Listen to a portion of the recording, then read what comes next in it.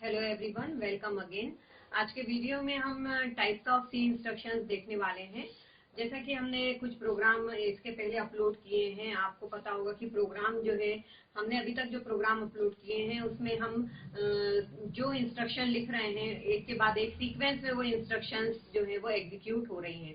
लेकिन सी में हमारे पास ऐसी फैसिलिटी है, ऐसे कंट्रोल स्ट्रक्चर हमारे पास है जिनका यूज करके हम प्रोग्राम लिखेंगे उसके सीक्वेंस को हम डिसाइड कर सकते हैं कि कहाँ वो पर्टिकुलर किस लाइन पे जो एग्जीक्यूशन या फ्लो कंट्रोल है वो किस लाइन से स्टार्ट हो और किस लाइन पे जाए, तो उसको हम बोलते हैं कंट्रोल इंस्ट्रक्शन। इसके अलावा जो हम सी में अभी तक देख चुके हैं प्रोग्राम में, हमने डिक्लेयर किया है वेरिएबल को int a, int b, int सी, उनको हम ढालेंगे किसमें, टाइप डिक्लेरेशन इंस्ट्रक्शंस में।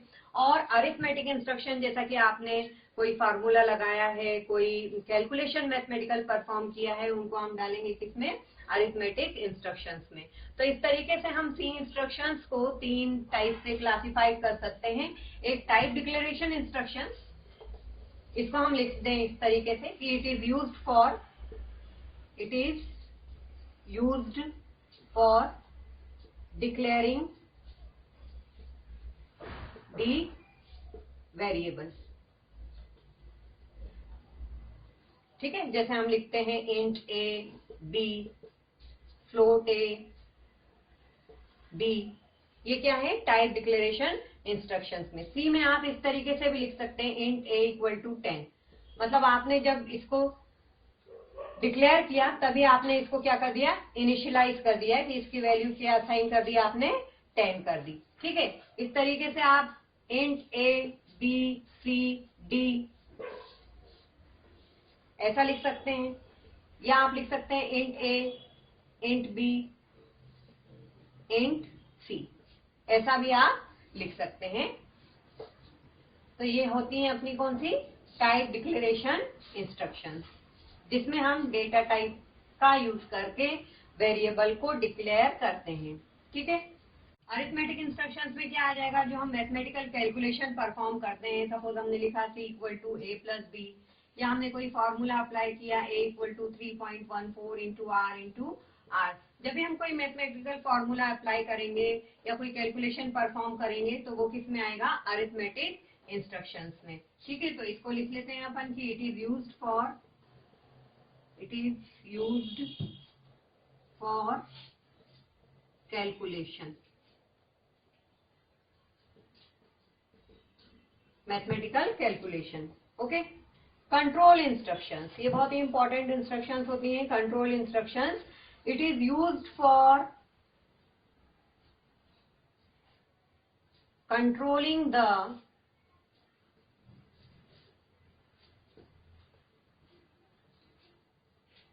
एग्जीक्यूशन, मतलब आपका एग्जीक्यूशन या फ्लो ऑफ कंट्रोल किस लाइन से होना है, कौन सी पर्टिकुलर लाइन के बाद कौन सी पर्टिकुलर लाइन एग्जीक्यूट होगी, इस इंस्ट्रक्शंस में हम इसको क्लासिफाई करेंगे कंट्रोल इंस्ट्रक्शन, जो आपके प्रोग्राम का फ्लो ऑफ कंट्रोल डिसाइड करता है। इसके कई 3-4 टाइप्स के क्लासिफिकेशन होते हैं जो हम अभी आगे देखेंगे।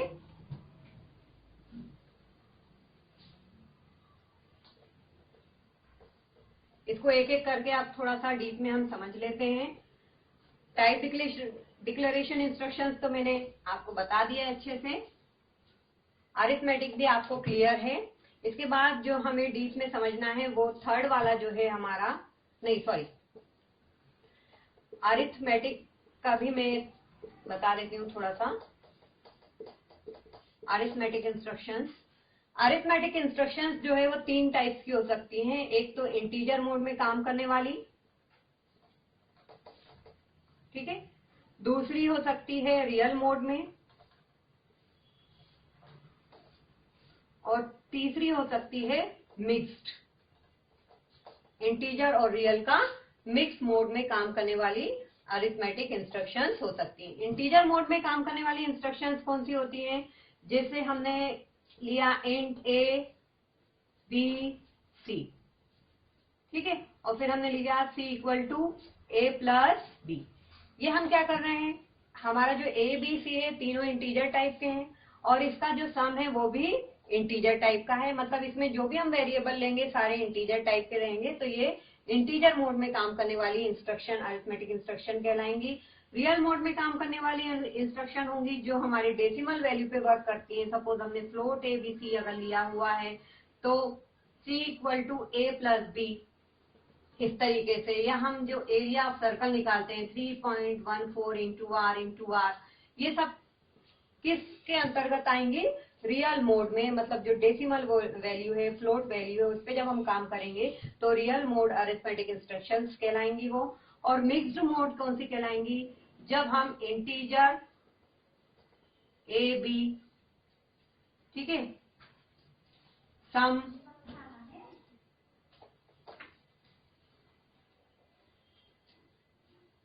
फ्लोट ले लिया आपने सम, ठीक है, और फिर आप लिख रहे हैं sum equal to a plus b. तो ये हमने क्या किया? इंटीजर फ्लोट दोनों वेरिएबल लिए हैं, दो टाइप्स के लिए हैं। फ्लोट है डेसिमल वैल्यू वाला सम, और इंटीजर है ए प्लस बी। क्योंकि ये कॉन्सेप्चुअली थोड़ा सा यहाँ पे नहीं फिट हो रहा है, मैं एक एग्जांपल के तौर पर आपको बता रही हूँ कि इंटीजर का सम तो इंटीजर ही आएगा, लेकिन यहाँ पे हम ये देखें कि कंप्यूटर इसे कैसे ऑपरेट करेगा। ए प्लस बी, सपोज आपने 3 + 2 लिया तो इसका आंसर होगा 5, ठीक है, तो सम में क्या स्टोर होना चाहिए? 5 अकॉर्डिंग टू अस। लेकिन यहाँ सम हमने क्या लिया है? फ्लोट। तो फ्लोट मतलब हमारा जो 5 आंसर आया वो इस तरीके से आएगा, क्योंकि हमने सम को क्या लिया है? फ्लोट लिया है। तो फ्लोट के बाद मतलब डेसिमल के बाद जो 6 डिजिट लगेंगे वो 00 यहाँ पे प्लेस हो जाएंगे। या हम दूसरा एग्जांपल देख लें कि जैसे हम एरिया निकालते हैं, यदि हम रेडियस को इंटीजर कर दें और जो हमारा एरिया है वो तो हमें पता है 3.14 से इंटू होता है, इसलिए हम उसको क्या कर दें? फ्लोट कर दें। तो एरिया इक्वल टू क्या हो जाएगा? 3.14 इंटू आर। इस केस में क्या होगा? आंसर फ्लोट में आएगा और फ्लोट में आंसर ए में स्टोर हो जाएगा, जबकि आर क्या है? इंटीजर है। तो जैसी रिक्वायरमेंट होती है वैसे ही मोड में हमारी अरिथमेटिक इंस्ट्रक्शंस काम करती हैं। हमारा जैसा प्रोग्राम होगा, जैसा उसका कॉन्सेप्ट लॉजिक होगा, उसके अकॉर्डिंग ही कौन से मोड में वो वर्क कर रही है ये डिपेंड करेगा।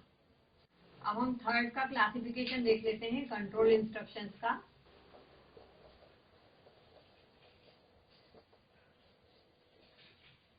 कंट्रोल इंस्ट्रक्शंस 4 टाइप्स में इसको क्लासिफाइड किया गया है। एक तो है सीक्वेंस कंट्रोल इंस्ट्रक्शन,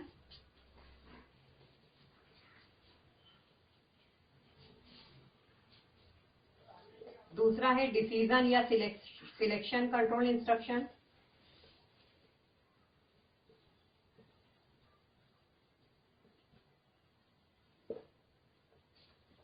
थर्ड है लूप कंट्रोल इंस्ट्रक्शन, और फोर्थ है स्विच केस या केस स्टेटमेंट।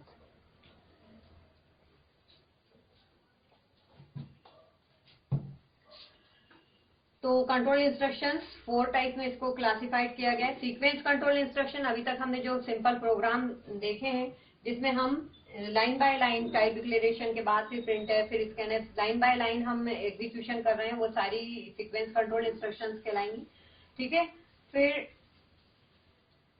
डिसीजन या सिलेक्शन कंट्रोल इंस्ट्रक्शंस, ये जो हम इसको अलग से मैं वीडियो अपलोड करूंगी, अभी सिर्फ आप कॉन्सेप्ट समझ लीजिए कि जब हम सिलेक्ट करते हैं पर्टिकुलर लाइन, कोई की ये लाइन इस कंडीशन में हम कोई डालते हैं कि a ग्रेटर देन b हो तो ये वाला हो, या कोई सा भी लॉजिकल एक्सप्रेशन हमें देखना है, तो हम पर्टिकुलर कंडीशन के ऊपर कोई लाइन या ग्रुप ऑफ लाइन को एग्जीक्यूट कराना चाहते हैं तो वो किस में आएगा?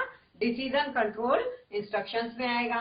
फिर लूप कंट्रोल इंस्ट्रक्शंस, लूप हम पढ़ने वाले हैं, डू, व्हाइल, फॉर, लूप, इस तरीके से जब रिपीटेशन या लूप हमें लगाना होते हैं तो वो लूप कंट्रोल इंस्ट्रक्शंस में आएगा, loop, while, do, while, for.